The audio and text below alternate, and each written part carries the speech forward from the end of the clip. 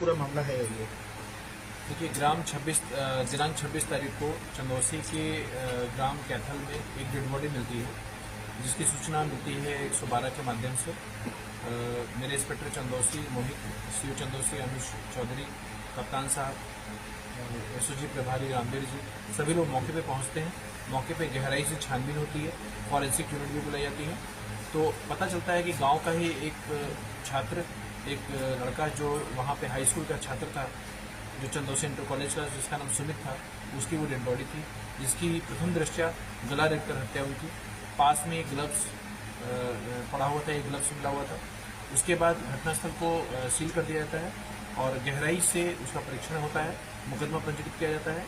पूरी टीम, मेरी SOG team कप्तान साहब के नेतृत्व में जो एसओजी टीम है वो, और अब इंस्पेक्टर चंदौसी, मेरे सीओ साहब, सब लोग बहुत गहराई से इसका विश्लेषण करते हैं और बहुत गहनता से इसकी पूरी इन्वेस्टिगेशन की जाती है। इन्वेस्टिगेशन के दौरान ये तथ्य सामने आते हैं कि गांव के ही, उसके साथ के ही गांव के आसपास के रहने वाले 2-3 लड़के इसमें सम्मिलित हैं, जिसमें एक लड़का नाबालिग है, जिसको यहाँ हम लोगों ने प्रस्तुत नहीं किया है और उसके नाम को भी हम लोगों ने इसमें प्रेस नोट में नहीं दिया हुआ है।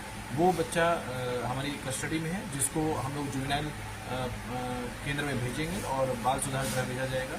जो दूसरा लड़का जो आपके सामने प्रस्तुत है, इसका नाम गोविंद है, जो बेसिकली ये 18 से 20 साल के बीच इसकी उम्र है, जो इसके आधार कार्ड से हमको डाटा मिला। पूरा घटनाक्रम इस प्रकार था कि इसमें जो एक मुलजिम है जो अभी फरार है, जिसमें हमारे एसओजी और हमारे इंस्पेक्टर साहब भी काम कर रहे हैं, और उसमें कप्तान साहब ने इनाम भी घोषित कर दिया है, उसकी पे हमारी टीम लगी हुई है। उस लड़के का, जिसका नाम हम अभी इन्वेस्टिगेशन के दौरान अभी आगे बताएंगे, क्योंकि अभी इन्वेस्टिगेशन में है तो हम नहीं कर रहे हैं। उस लड़के की सिस्टर का, मृतक के जो मृतक था सुमित था, उससे एक अच्छी दोस्ती थी। उस दोस्ती को वो बड़े ऑब्जेक्शन से देखता था। वो लड़का जो भी फरार है, उसके आपराधिक इतिहास भी है। उसके बाद उसने अपने दोस्तों के साथ, जिसमें एक गोविंद है और दूसरा जो नाबालिग छात्र है, इसके साथ ये प्लान करता है कि अब हम इस लड़के को जिंदा नहीं रहने देंगे। उसी के तहत उस दिन ये लोग साथ में चाउमीन खाते हैं। इसको बुलाया जाता है, बुलाकर खेत में गाँव के नज़दीक ही इन लड़कों द्वारा, एक लड़के द्वारा उसका सिर पकड़ा जाता है, एक लड़के द्वारा उसका पैर पकड़ा जाता है, और जो मुख्य अभियुक्त है, जो अभी हमारी कस्टडी में आना है, उसके द्वारा गला रेत कर उसकी हत्या कर दी जाती है। उसकी जो सारे एविडेंसेस हैं, जो मेडिकल एविडेंस हैं, वो हमें जिस लड़के द्वारा उसका गला पकड़ा गया था, उसकी गर्दन को पकड़ा गया था, उसके हाथ से भी निकलता है। आप गोविंद के हाथ को देखेंगे तो इसके हाथ में भी चोट के निशान है, जो इसने गर्दन पकड़ रखी थी। जब उसने वार किया तो उस वार के जो उसके स्केचेस थे, जो कट के स्केचेस थे, वो उसके हाथ में ये है। हम इसका भी मेडिकल करा रहे हैं, उसको एविडेंस के रूप में कलेक्ट करेंगे। साथ में जो ग्लव्स है और जो चाकू है, वो वहाँ मौके से बरामद किया गया है। इन्वेस्टिगेशन जारी है और मुख्य अभियुक्त को के लिए हमारी जो एसओजी टीम है, रामवीर जी के नेतृत्व में, इंस्पेक्टर चंदौसी मोहित के नेतृत्व में, कप्तान साहब के पर्यवेक्षण में उसकी तलाश जारी है। शीघ्र ही हम उसको भी गिरफ्तार करके प्रस्तुत करेंगे, जुडिशियल कस्टडी के लिए भेजेंगे। पूरी इस घटनाक्रम में कप्तान साहब ने पूरी टीम के लिए 10,000 रुपये इनाम की घोषणा की है। सर, सुमित की हत्या के पीछे वजह क्या आई आपके सामने? जो सुमित का जो मेन अभियुक्त है हमारा, उसकी सिस्टर के साथ एक अच्छी दोस्ती, ये दोस्ती को ही उसने ऑब्जेक्शन के रूप में लिया और उसको बहुत